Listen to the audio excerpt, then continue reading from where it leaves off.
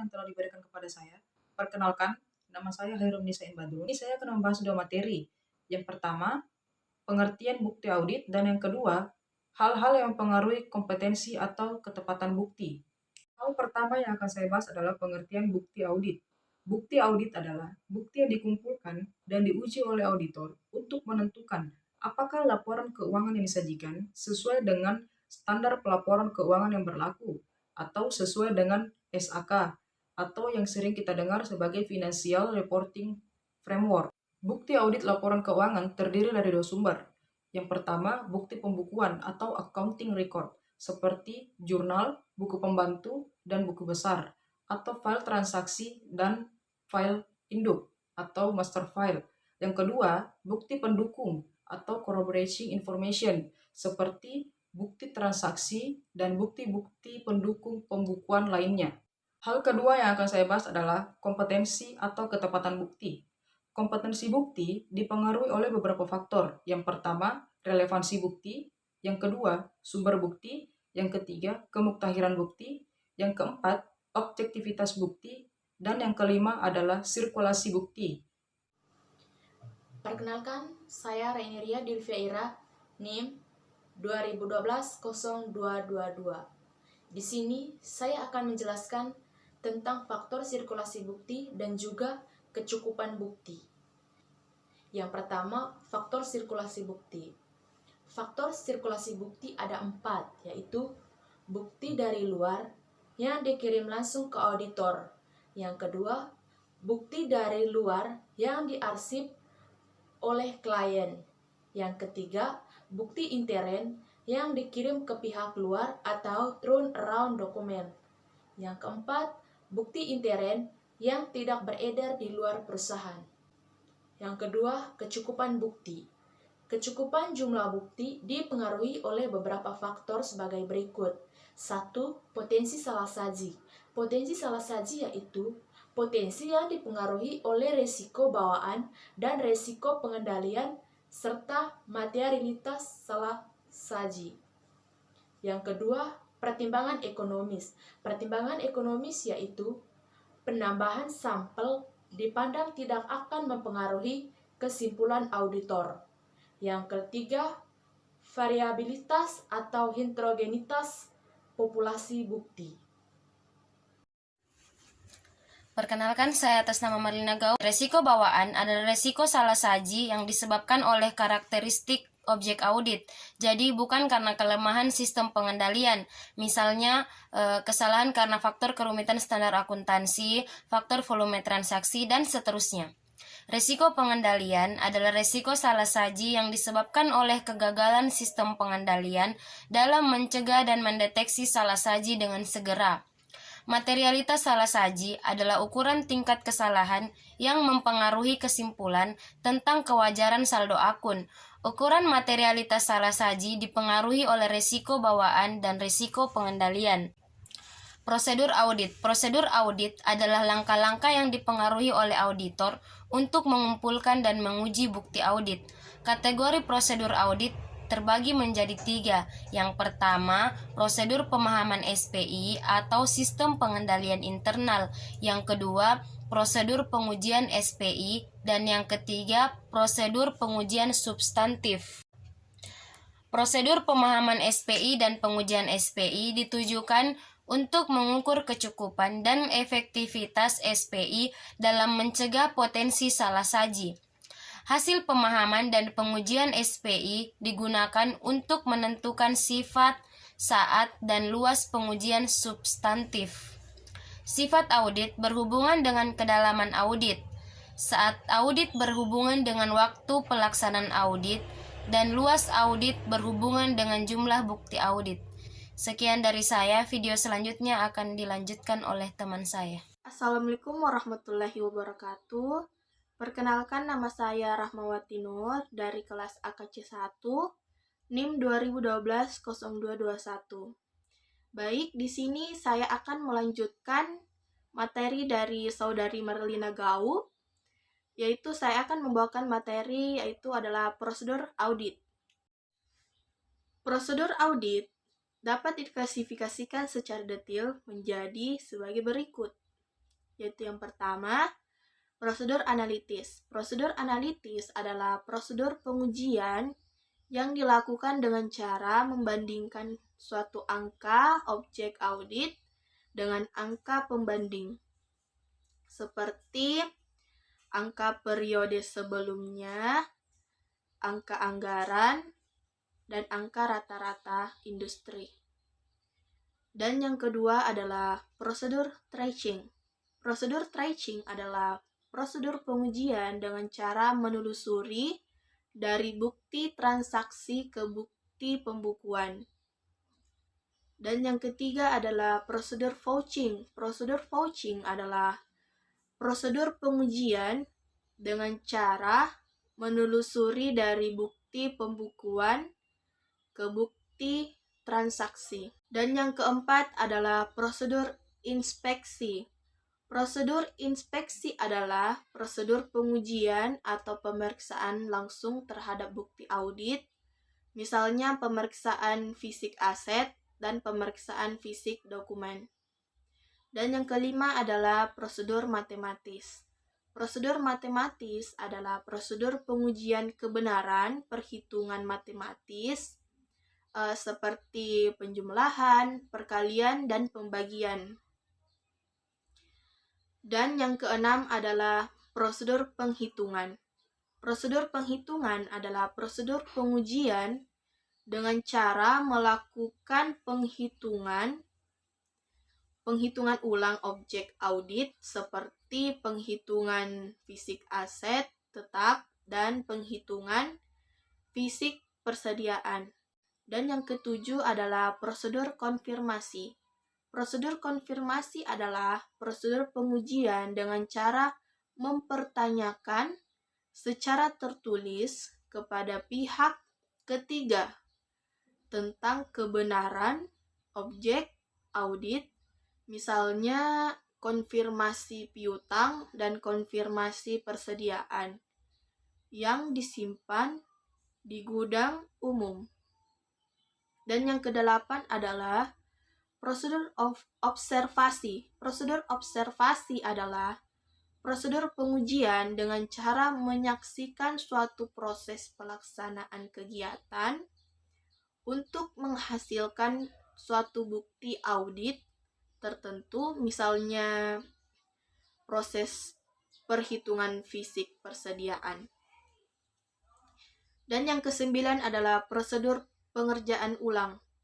Prosedur pengerjaan ulang adalah prosedur pengujian dengan cara mengerjakan oleh suatu proses yang biasa dilakukan untuk menghasilkan bukti audit tertentu.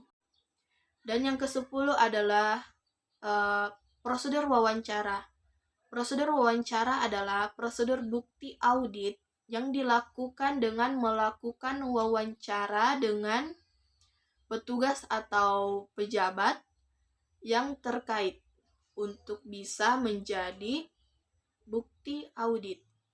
Wawancara harus dilakukan secara tertulis. Dan yang terakhir, yaitu yang ke-11 adalah prosedur audit. Prosedur audit berbantuan komputer asisten audit teknis, yaitu atau CAAT, adalah prosedur pengujian yang dilakukan dengan bantuan komputer terhadap bukti audit yang diproses dengan menggunakan komputer. Perkenalkan, saya atas nama Justina Regelinda Inarti akan membawakan materi yang berkaitan dengan bukti audit. Prosedur audit akan menghasilkan bukti audit. Bukti audit tersebut akan dikelompokkan menjadi 9 bagian, yaitu diantaranya yang pertama bukti analitis, yang dimaksud adalah hasil dari prosedur analitis. Kemudian yang kedua ada bukti dokumen. Nah, yang dimaksud dari bukti dokumen di sini yaitu hasil dari prosedur tracing, vouching, dan inspeksi dokumen. Kemudian yang ketiga terdapat bukti fisik. Yang dimaksud dari bukti fisik di sini adalah hasil dari inspeksi fisik dan perhitungan fisik serta prosedur observasi. Kemudian yang keempat adalah bukti matematis. Yang dimaksud dari bukti matematis itu sendiri adalah hasil dari pengujian matematis. Kemudian yang keempat yaitu bukti konfirmasi.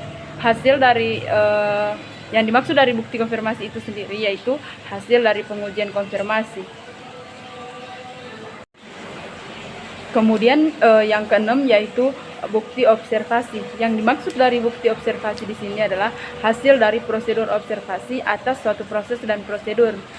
Prosedur observasi juga bisa menghasilkan bukti fisik. Kemudian yang ketujuh yaitu bukti pernyataan tertulis. Yang dimaksud dari bukti pernyataan tertulis di sini yaitu hasil dari prosedur wawancara yang diikuti dengan permintaan bukti tertulis. Kemudian yang kedelapan yaitu bukti pengerjaan ulang. Yang dimaksud di sini adalah hasil dari pengerjaan ulang suatu prosedur atau proses yang biasa dilakukan untuk menghasilkan bukti audit tertentu. Kemudian yang terakhir yaitu yang ke-9, bukti elektronik. Yang dimaksud dari bukti elektronik itu sendiri yaitu hasil dari pengujian proses prosedur yang dilakukan secara elektronik serta hasil dari pengujian audit bantuan komputer. Baik, selanjutnya yaitu saya akan menjelaskan pengertian dari vouching dan tracing. Yang dimaksud dari vouching di sini yaitu digunakan untuk menguji asersi, keberadaan atau keterjadian transaksi, nilai yang dilaporkan memang benar-benar terjadi atau memang benar-benar ada. Kemudian yang dimaksud dengan tracing yaitu digunakan untuk menguji asersi kelengkapan semua dokumen transaksi atau keuangan yang terjadi telah dicatat dan dilaporkan. Sekian pemaparan materi dari saya. Berikut marilah kita sama-sama menyaksikan video dari kelompok kami. Terima kasih. Kami hadir di seluruh penjuru Nusantara dan terus melayani pembiayaan untuk beragam sektor usaha.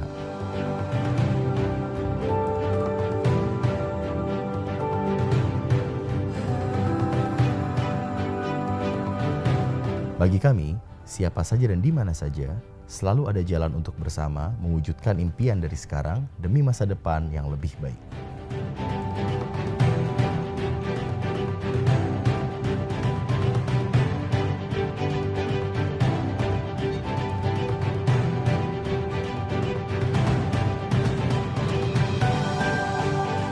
Kami siap membantu kebutuhan modal dan gaya hidup Anda.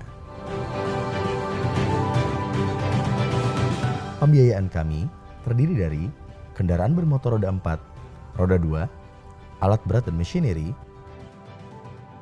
pembiayaan berjamin properti, serta pembiayaan jasa lainnya, baik dalam bentuk konvensional dan syariah.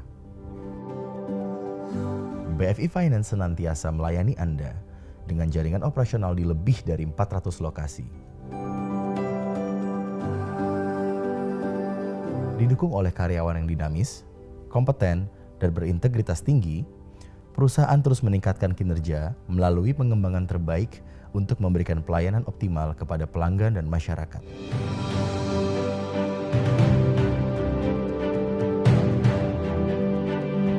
Perusahaan terus mencatat pertumbuhan yang positif dan berkesinambungan.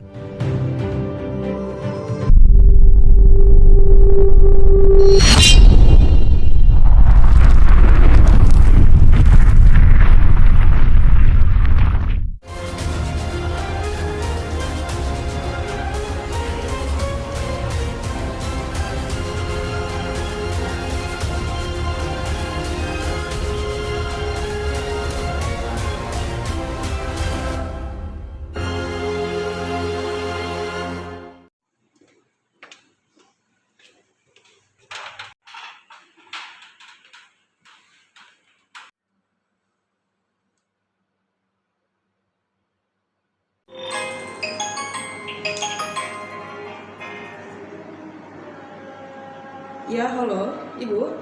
Halo, Ibu Nisa, saya ingin Anda datang ke ruangan saya sekarang. Baiklah, kalau bisa Anda juga memanggil Ibu Reina untuk datang ke ruangan saya. Oh, baik, Bu. Saya akan segera ke ruangan Ibu dan memanggil Ibu Reina.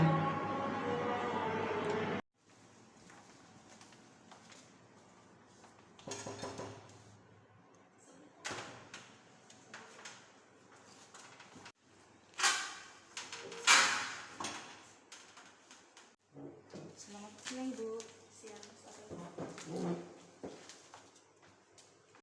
Baik, saya memanggil kalian berdua dengan sebuah alasan tertentu, yaitu saya ingin melihat laporan keuangan pada tahun ini, dan juga saya ingin mengetahui bagaimana keadaan yang ada di perusahaan saya.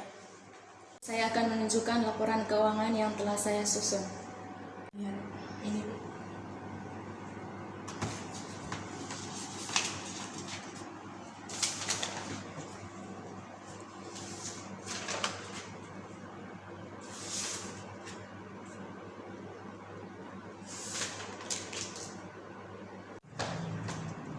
Baiklah, kalau begitu Anda bisa keluar dari ruangan saya dan kembali bekerja. Dan untuk Indonesia, Anda tetap di sini karena ada hal yang perlu saya bicarakan. Baik, Bu.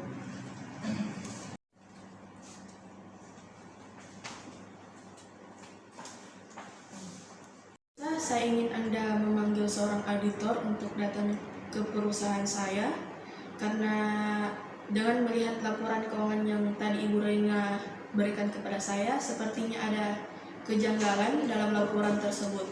Auditor dari kantor akuntan publik. Baiklah, Ibu Nisa, terima kasih dan silakan kembali bekerja. Mari, Bu.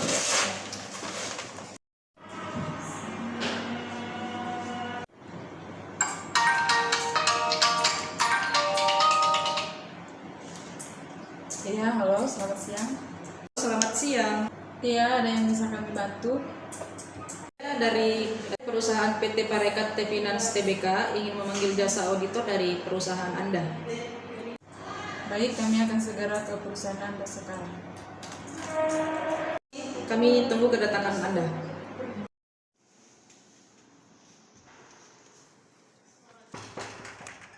Assalamualaikum.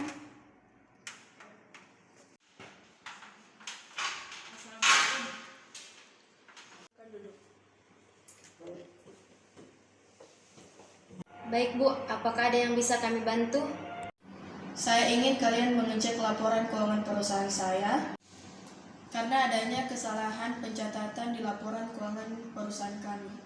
Baik, apakah boleh saya melihat laporan keuangan perusahaan Anda? Tentu, ini dia laporan keuangan perusahaan saya.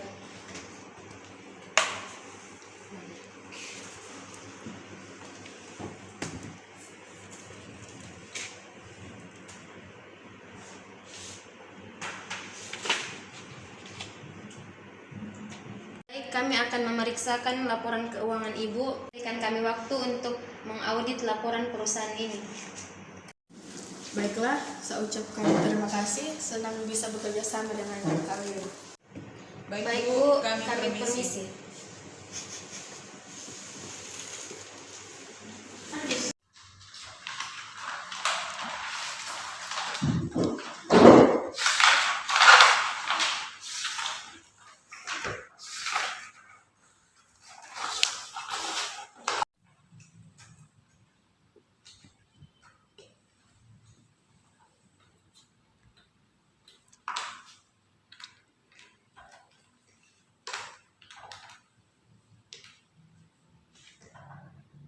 Baik, setelah saya melakukan pemeriksaan laporan keuangan pada perusahaan PT Parekat Finance Tbk, ternyata benar terjadi kesalahan pencatatan keuangan di sana, yaitu seperti laporan posisi keuangan. Dan setelah saya memeriksa laporan keuangan pada perusahaan tersebut, saya menemukan bahwa ada kesalahan pencatatan pada laporan laba rugi.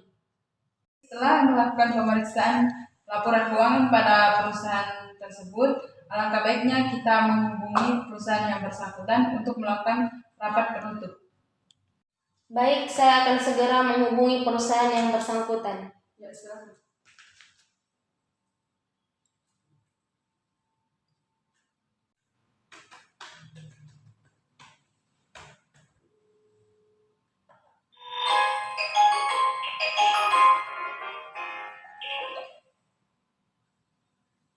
Ya, halo, selamat pagi. Selamat pagi. Kami dari kantor akuntan publik ingin mengonfirmasikan bahwa kami telah menyusun laporan keuangan perusahaan Anda. Terdapat kesalahan pencatatan dan sebaiknya kita melakukan rapat penutup untuk membahas masalah tersebut. Baik, saya akan mengonfirmasikan kepada direktur dan segera menyiapkan rapat penutup untuk membahas masalah ini. Ya, baik, terima kasih. Ya, baik, sama-sama. Masuk.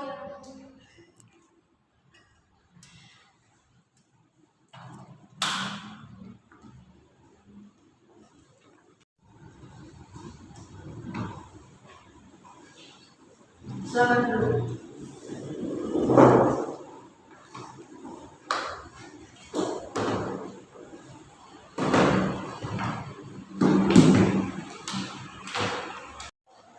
Assalamualaikum, baik, selamat siang. Siang. Pertama-tama saya ingin ucapkan selamat datang kepada tim auditor yang telah datang ke perusahaan saya. Tanpa membuang waktu, mari kita mulai rapat pada hari ini. Dan saya persilakan untuk tim auditor untuk menyampaikan apa yang ingin dijelaskan. Terima kasih atas kesempatannya. Perkenalkan, saya Risma Maistunari Hati dan rekan saya Marlina Galuh. Kami dari kantor akuntan publik. Kami di sini ingin menjelaskan kesalahan apa saja yang dilakukan oleh akuntan Anda. Baik, untuk mempersingkat waktu, saya akan menjelaskan terkait dengan kesalahan laporan keuangan yang terjadi pada perusahaan. Baik, sekarang saya akan menjelaskan terkait kesalahan yang terjadi dalam laporan posisi keuangan pada perusahaan ini.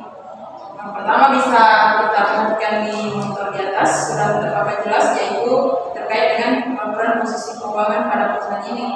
Yang pertama, utang bank pada tahun ini yaitu berjumlah 417 miliar 152 juta 157.540 rupiah. Kemudian pinjaman pihak ketiga berjumlah 22 miliar 639 juta 671.469 rupiah. Kemudian beban yang harus dibayar di tahun ini tidak ada. Kemudian yang masih harus dibayar yaitu terdapat dua pihak, yaitu pihak ketiga dan pihak berelasi. Pihak ketiga berjumlah 13 miliar 213 juta 276.261 rupiah. Kemudian pihak berelasi berjumlah 3 miliar 763 juta 33.719 rupiah. Kemudian terdapat utang pajak pada tahun ini sebesar 9 miliar 294 juta 36.118 rupiah.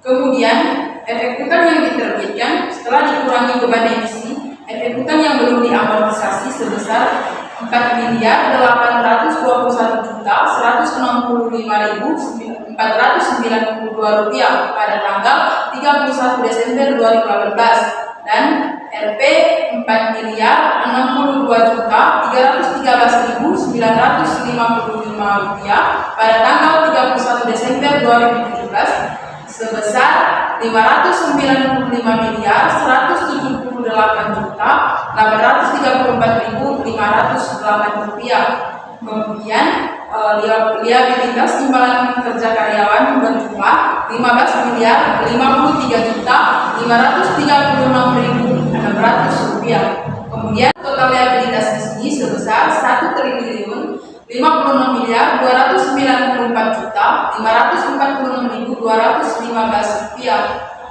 Kemudian ekuitas modal saham dikurangi nilai nominal Rp 100 per saham, modal dasar 2 miliar 200 juta saham. Kemudian modal ditempatkan dan disetor penuh sebesar 1 miliar 782 juta 663.575 rupiah saham pada tanggal 31 Desember 2018 dan 1 miliar 582 juta 589.100 rupiah saham pada tanggal 31 Desember 2017 dan pada tahun ini sebesar 178 miliar 266 juta 357.500 rupiah.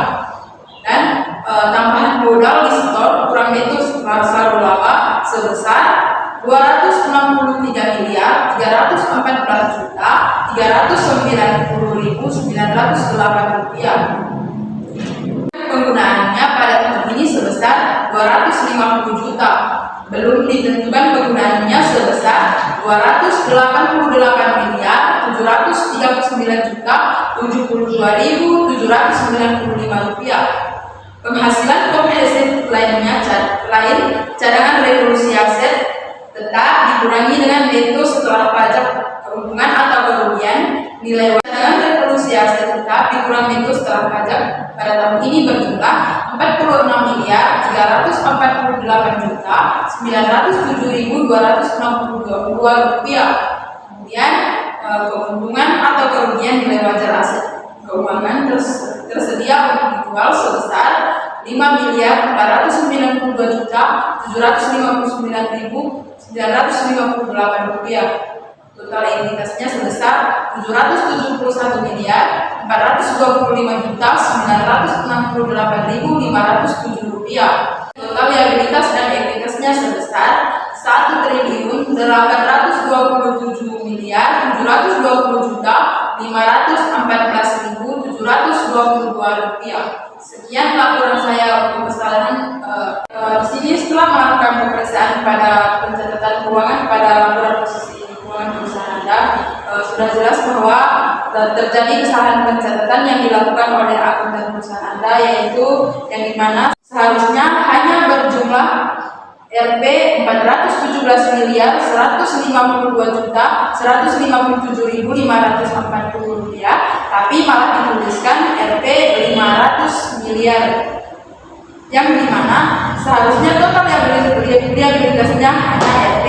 1.196.294.546.215 rupiah, tapi malah dituliskan Rp 1.132.389.685 rupiah. Dan bukan hanya ada kesalahan di laporan posisi keuangan saja, bahkan ada kesalahan pencatatan di laporan laba rugi, dan akan dijelaskan oleh saudara atau rekan kerja saya, yaitu Ibu Marlina Gau. Baik, perkenalkan saya Asna Marlina Gau akan menjelaskan laporan laba rugi pada perusahaan Anda. Baik, rekan-rekan sekalian bisa memperhatikan monitor tersebut. Laporan laba rugi tersebut terdapat penghasilan pembiayaan konsumen sebesar Rp243.158.851 dan administrasi sebesar Rp106.849.147.385.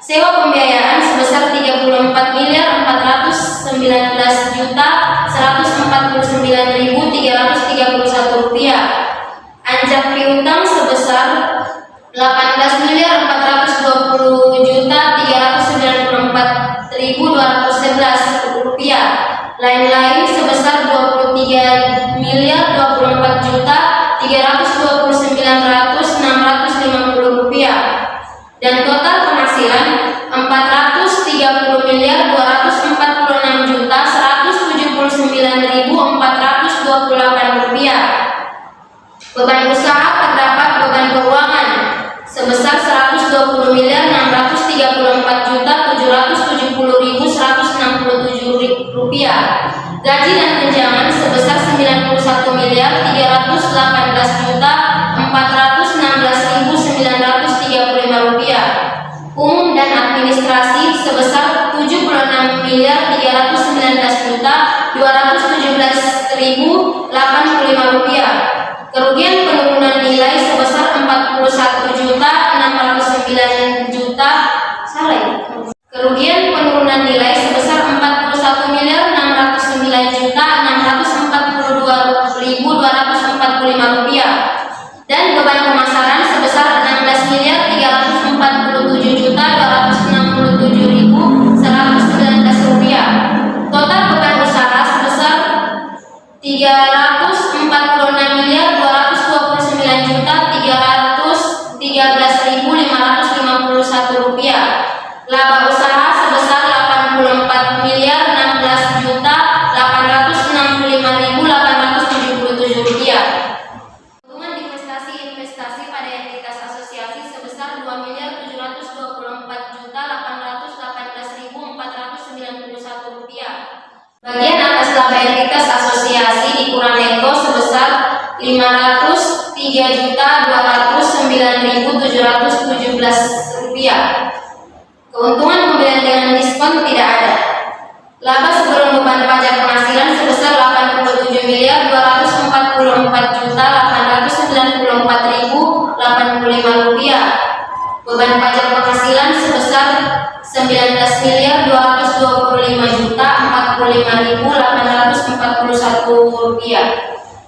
Laba neto tahun berjalan sebesar Rp19.848.244. Penghasilan komprehensif lain, pos-pos yang tidak akan diklarifikasi ke laba rugi pada periode berikutnya, yaitu surplus revaluasi aset tetap sebesar Rp10.292.175.390. Pengukuran kembali liabilitas simpanan kerja karyawan sebesar Rp547.947.910. Bagian penghasilan komprehensif lain atas entitas asosiasi tidak ada. Efek pajak terkait surplus revaluasi tidak ada. Aset tetap sebesar Rp597.743.848. Pengukuran kembali liabilitas simpanan kerja karyawan sebesar Rp136.986.978. Bagian penghasilan komprehensif lain atas entitas asosiasi tidak ada. Baik, itu tadi laporan laba rugi yang telah kami audit. Saya akan menjelaskan kesalahan yang terdapat pada laporan laba rugi perusahaan Anda. Terdapat kesalahan angka yang dimana kesalahan tersebut sama persis yang dilakukan di laporan posisi keuangan, yaitu di bagian pembiayaan konsumen, yang dimana di sana ia menuliskan 250.500.000, di mana di sana ia menuliskan 250.500.000.000, yang dimana seharusnya hanya sebesar Rp247.158.851, sehingga mengakibatkan banyaknya total penghasilan yang terjadi di perusahaan ibu, yang seharusnya juga hanya sebesar Rp434.269.428, tapi malah sebesar Rp433.173.20.577. Sekian dari saya. Baik, saya berterima kasih kepada para auditor yang telah bekerja sangat bagus karena bisa melihat apa yang menjadi kesalahan seseorang akuntan yang ada di perusahaan saya. Dan saya juga berterima kasih karena sudah menjelaskan berapa yang seharusnya perusahaan saya dapatkan. Dan untuk ini saya akan memutuskan sanksi apa yang akan saya berikan kepada akuntan perusahaan saya agar hal ini tidak akan terjadi lagi. Dan baik, meeting hari ini saya kira sudah cukup, dan terima kasih. Senang bisa bekerja sama dengan kalian.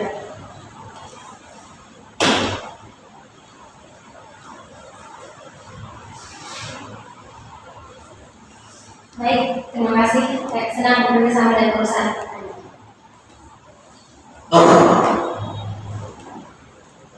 Kecewa dengan apa yang barusan saya lihat, dan untuk sanksinya nanti saya serahkan kepada manajer perusahaan, dan saya harap kejadian ini tidak akan terulang kembali.